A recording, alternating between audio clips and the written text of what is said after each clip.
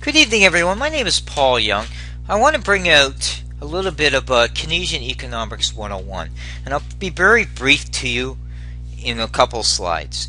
So the first slide I'll be very quick. Keynesian economics really means is the government is supporting the economy by putting money into the economy. So they're borrowing money to help support an economy with the intent is that money flowing through the economy, whether it's infrastructure or other programs, will drive consumer spending, drive private sector investment. That is the key with Keynesian economics. It's government intervention. Okay, so no matter what you say, that's the key word. It's government intervention in running an economy.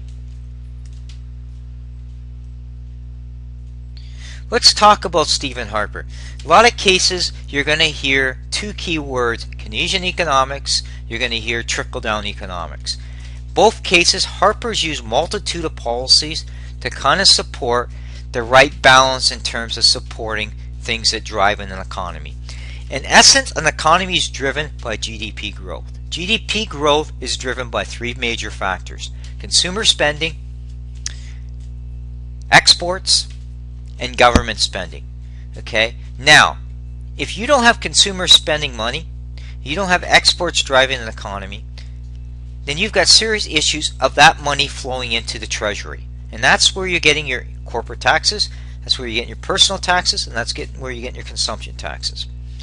The government itself can provide some funding short term to supplement the economy in key areas like infrastructure. But again, they have to be tactical and they have to make sense that they're going to help benefit the economy over the long haul. Now, Stephen Harper did the right balance. Now, what you're going to hear is he ran 7 years of deficits. In essence, he ran 6 years. He ran deficits in 2008 to 2009 to 2014. The last fiscal year, he showed almost a $2 billion surplus.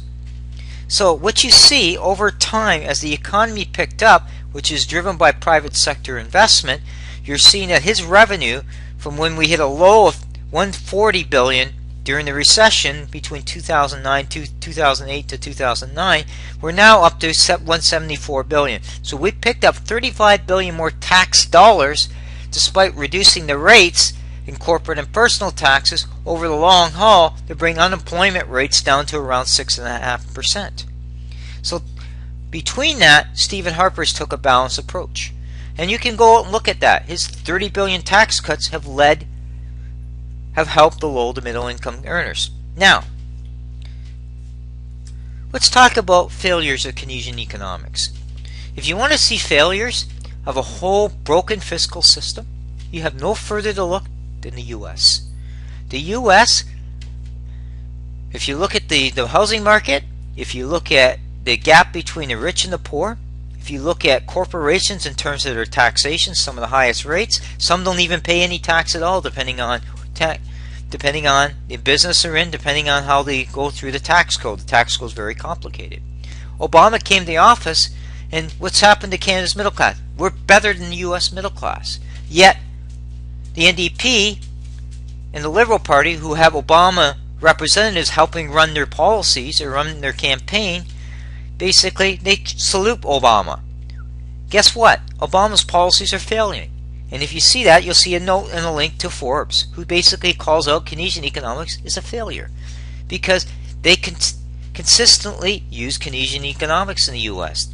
Instead of looking at redistribution of wealth and allowing the big businesses and the rich dictate government policy, they've allowed the same system down there to deteriorate.